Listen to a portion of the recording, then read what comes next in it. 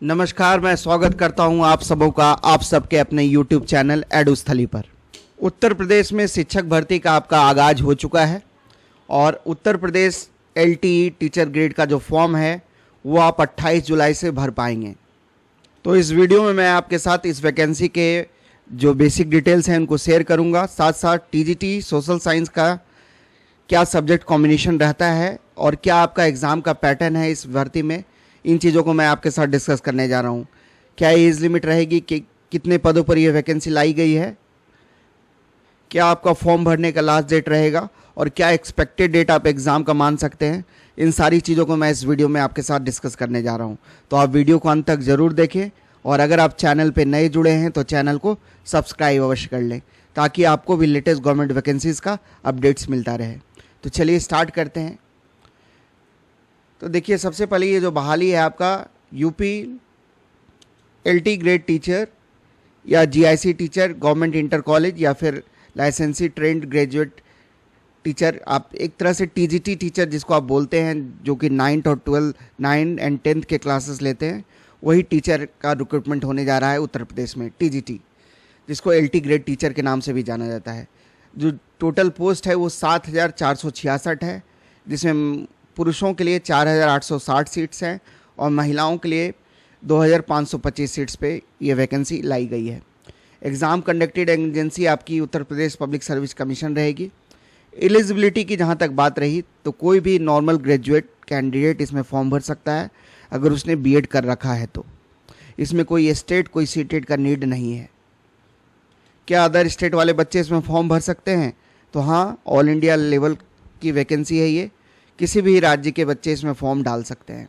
बस यही है कि अदर स्टेट वाले, चाहे वो रिजर्व कैटेगरी में बिलोंग करते हों, अगर वो इस फॉर्म को भरेंगे तो उन्हें जनरल कैटेगरी में ही के रूप में ही माना जाएगा। एज ए जनरल कैंडिडेट वो फॉर्म भर सकते हैं। तो जो जनरल के लिए फ़ी होगी उनको वही देनी होगी।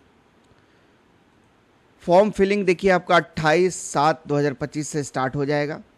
जहाँ तक उम्र सीमा की बात रही तो मिनिमम जो एज लिमिट है इसमें वो है 21 साल और मैक्सिमम उम्र सीमा 40 साल है। ये जनरल और EWS के लिए मैं बता रहा हूँ। SC ST OBC बच्चों के लिए जो उम्र सीमा रहती है वो बेसिकली 45 साल रहती है। तो जो रिजर्वेशन का लाभ है वो शेड्यूल कास्ट, शेड्यूल ट्राइब और OBC कैंडिडेट्स को मिलेगा जो कि यूपी के नागरिक हैं। अदर स्टेट वाले बच्चे जनरल में ही फॉर्म भरेंगे। कट ऑफ डेट आपका 1 अगस्त 2025 रखा गया है। इसी डेट के अनुसार आपकी उम्र की गणना की जाएगी। तो ऑनलाइन आवेदन आपका 28 जुलाई 2025 से आप कर पाएंगे। फॉर्म भरने की तिथि इसी दिन से स्टार्ट हो जाएगी और जो डिटेल एडवर्टीजमेंट है वो आपका 28 जुलाई से पहले या 28 तारीख को आपका वेबसाइट पे अपलोड हो जाएगा। और जो लास्ट डेट है आपका वो है 28 अगस्त 2025, मतलब 1 महीने का समय आपको मिलेगा फॉर्म भरने के लिए।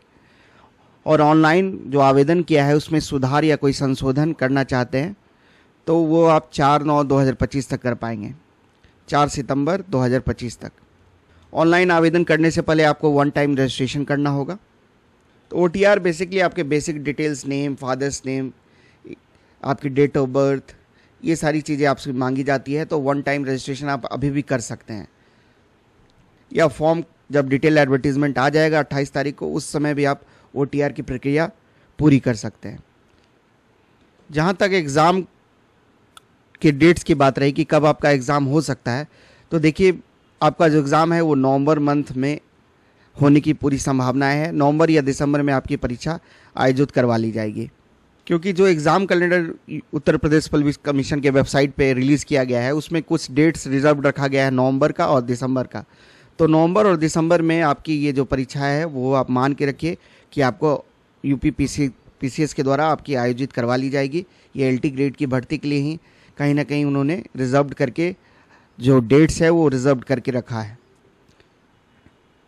देखिए, एग्ज़ाम का जो पैटर्न इस बार आपका होगा ना, वो प्रीलिम्स और मेंस 2 स्तर में आपकी परीक्षा होगी। 2018 का जो पेपर होता था उसमें आपका सिंगल स्टेज होता था।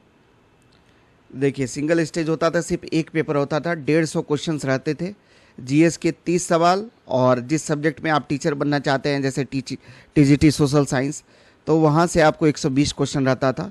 उसमें भी आपका जो 4 पेपर है, मान लीजिए हिस्ट्री, ज्योग्राफी, इकोनॉमिक्स या पॉलिटिकल साइंस, इन चारों पेपर्स में किसी 2 पेपर्स के आपके सवाल सॉल्व करने होते थे और दोनों पेपर का मार्क्स, एक पेपर का 60 और दूसरा पेपर का 60 क्वेश्चन, तो कुल मिला के 120 क्वेश्चन आपको सब्जेक्ट से करने होते थे और जीएस के 30 प्रश्न रहते थे। ये 2018 का पेपर यही था। एक सिंगल फेज में आपका एग्ज़ाम होता था, उसके बाद डॉक्यूमेंट वेरिफिकेशन होता था, फिर आपकी ज्वाइनिंग की प्रक्रिया होती थी। तो आप समझ गए 2018 में जो आपका पेपर हुआ था उसमें एक ही पेपर था, जीएस के 30 सवाल थे और बाकी 4 पेपर जो था होता है हिस्ट्री से पॉलिटिकल साइंस, ज्योग्राफी, इकोनॉमिक्स। इसमें अगर टीजीटी सोशल साइंस का आप टीचर बनना चाहते थे तो ये सब्जेक्ट कॉम्बिनेशन आपको होना चाहिए था। हिस्ट्री, पॉलिटिक्स, इकोनॉमिक्स और ज्योग्राफी में किसी 2 सब्जेक्ट को आपको पढ़ा होना रहा अनिवार्य था ग्रेजुएशन लेवल पे। Minimum 2 years, at least minimum 2 years, यही एनसीटीई की गाइडलाइंस भी है। एज ए सब्सिडरी पेपर के रूप में अगर आप पढ़े हैं इन पेपर्स को, हिस्ट्री, पॉलिटिकल, इकोनॉमिक्स या ज्योग्राफी, मान लीजिए आपका हिस्ट्री में ऑनर्स है और आपने पॉलिटिकल साइंस और इकोनॉमिक्स को एज ए सब्सिडरी पेपर भरा है तो आप टीजीटी सोशल साइंस के लिए एलिजिबल हैं। यही आपका एलिजिबिलिटी पैटर्न मैं बता रहा हूँ, टीजीटी सोशल साइंस का यही रहेगा और 2 साल मिनिमम उस पेपर को पढ़ा होना आपको अनिवार्य है। इस बार जहाँ तक इस पेपर की बात रही कि 2018 में तो आप समझ गए सिंगल फेज में एग्ज़ाम हुआ था, टोटल 150 मार्क्स का आपका पेपर था। इस बार प्रीलिम्स, स्क्रीनिंग जिसको एग्ज़ाम कहते हैं आप, और मेंस की परीक्षा होगी। प्रीलिम्स प्लस मेंस दोनों होगा इस बार। प्रीलिम्स आपका ऑब्जेक्टिव नेचर का होगा, वही जीएस के 30 या 40 क्वेश्चंस रहेंगे आपके। अभी देखिए डिटेल्ड सिलेबस जारी नहीं किया गया है इसलिए क्लियरली कुछ बताना मुश्किल है, लेकिन वही पेपर 1 आपका जो स्क्रीनिंग टेस्ट रहेगा उसमें जीएस के सवाल रहेंगे और आपका विषय से 70 या 80 क्वेश्चंस रह सकता है। तो 120 या 150 मार्क्स का आपका पेपर हो सकता है, जैसे 120 मार्क्स आपके सब्जेक्ट से हो जाएंगे। यही वाला पैटर्न अपना लिया जाएगा, ज़्यादा उम्मीद है। प्रीलिम्स एग्ज़ाम में 120 क्वेश्चंस आपके सब्जेक्ट से और बाकी 30 मार्क्स जीएस के। और मेंस जो होगा आपका, देखिए वो सब्जेक्टिव होने की पूरी उम्मीद है, जिसमें आपका अपना विषय तो रहेगा ही, साथ साथ हिंदी का पेपर भी रहने की उम्मीद है। तो अब मेंस समझ गए आपका डिस्क्रिप्टिव नेचर का होगा, सब्जेक्टिव पेपर होगा आपका, जिसमें आपके अपने विषय के सवाल तो रहेंगे ही, साथ साथ हिंदी के प्रश्न भी आपके रहेंगे। हिंदी एज ए पेपर आपको देना होगा क्योंकि यही ट्रेंड है। आपको यूपी पीसीएस के एग्ज़ाम्स जो यूपी में कंडक्ट होते हैं यही ट्रेंड होता है। लेकिन आप 28 तारीख का इंतज़ार कर लें, जब ये फॉर्म डिटेल एडवर्टीजमेंट इसका आएगा तो फिर से मैं एक नया वीडियो लेके आपको सारा डिटेल्ड सिलेबस समझा दूंगा।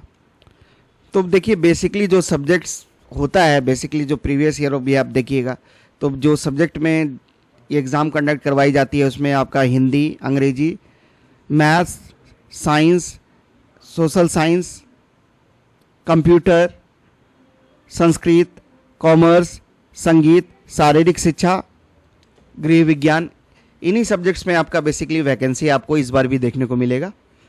तो जैसा मैंने बताया, Hindi, English, maths, social science, computer, Urdu, जीव विज्ञान, संस्कृत, गृह विज्ञान, शारीरिक शिक्षा, कॉमर्स, वाणिज्य, तो यही बेसिक सब्जेक्ट्स रहता है जिसमें आपको इस बार भी वैकेंसी देखने को मिलेगी। और जहाँ तक टीजीटी सोशल साइंस की वैकेंसी रही तो लगभग आपको 400 से 500 वैकेंसी इस बार भी देखने को मिलेगी, क्योंकि पिछली बार जो टीजीटी सोशल साइंस में वैकेंसी थी वो 926 थी। तो क्योंकि इस बार ओवरऑल वैकेंसी कम है तो आपकी फिर भी लगभग 400 से 500 सीट्स आपको टीजीटी सोशल साइंस में देखने को अवश्य मिलेगी। तो आशा करता हूँ मैं आपको इस फॉर्म के बारे में समझा पाया हूँ। देखिए कोई भी भारत का नागरिक इसमें फॉर्म भर सकता है। जो उम्र सीमा रहती है वो 21 साल मिनिमम एज रहती है और मैक्सिमम आपकी 40 साल रहती है। इसमें कोई सीटेट या कोई स्टेट का नीड नहीं है। नॉर्मल अगर आपने ग्रेजुएशन कर रखा है, साथ साथ आप बीएड की डिग्री है अगर आपके पास, तो आप इस फॉर्म को भर पाएंगे।